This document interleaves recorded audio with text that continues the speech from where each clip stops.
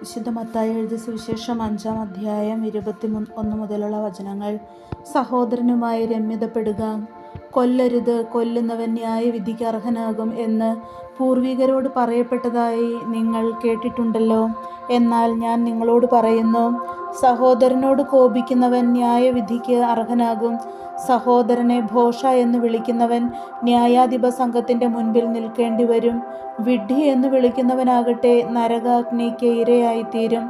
നീ ബലിപീഠത്തിൽ കാഴ്ചയർപ്പിക്കുമ്പോൾ നിന്റെ സഹോദരന് നിന്നോട് എന്തെങ്കിലും വിരോധമുണ്ടെന്ന് അവിടെ വെച്ച് ഓർത്താൽ കാഴ്ചവസ്തു അവിടെ ബലിപീഠത്തിന് മുമ്പിൽ വച്ചിട്ട് സഹോദരനോട് രമ്യതപ്പെടുക, പിന്നെ വന്ന് കാഴ്ചയർപ്പിക്കുക.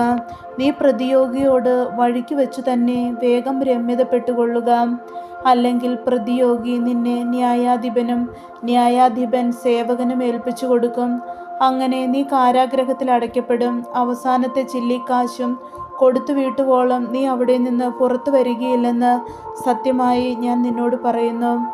വ്യഭിചാരം ചെയ്യരുത്, വ്യഭിചാരം ചെയ്യരുത് എന്ന് കൽപ്പിച്ചിട്ടുള്ളത് നിങ്ങൾ കേട്ടിട്ടുണ്ടല്ലോ.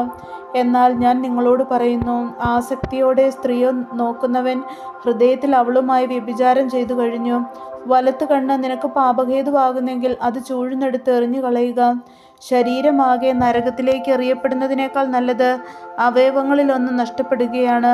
വലത്തുകരം നിനക്ക് പാപഹേതുവാകുന്നെങ്കിൽ അത് വെട്ടി ദൂരെ എറിയുക. ശരീരമാകെ നരകത്തിൽ പതിക്കുന്നതിനേക്കാൾ നല്ലത് അവയവങ്ങളിലൊന്ന് നഷ്ടപ്പെടുന്നതാണ്. വിവാഹമോചനം.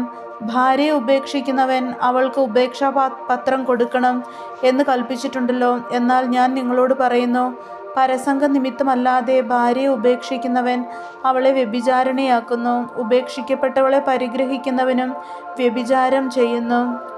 ആണയിടരുത്. വ്യാജമായി ആണയിടരുത്. കർത്താവിനോട് ചെയ്ത ശപഥം നിറവേറ്റണമെന്ന് പൂർവികരോട് കൽപ്പിച്ചിട്ടുള്ളതായി നിങ്ങൾ കേട്ടിട്ടുണ്ടല്ലോ. എന്നാൽ ഞാൻ നിങ്ങളോട് പറയുന്നു, ആണയിടുകയേ അരുത്.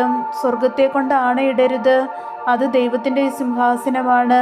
ഭൂമിയെക്കൊണ്ട് മരുത്, അത് അവിടുത്തെ പാദപീഠമാണ്. ജെറുസലേമിനെ കൊണ്ട് മരുത്, അത് മഹാരാജാവിൻ്റെ നഗരമാണ്. നിന്റെ ശിരസിനെ കൊണ്ടും ആണയിടരുത്.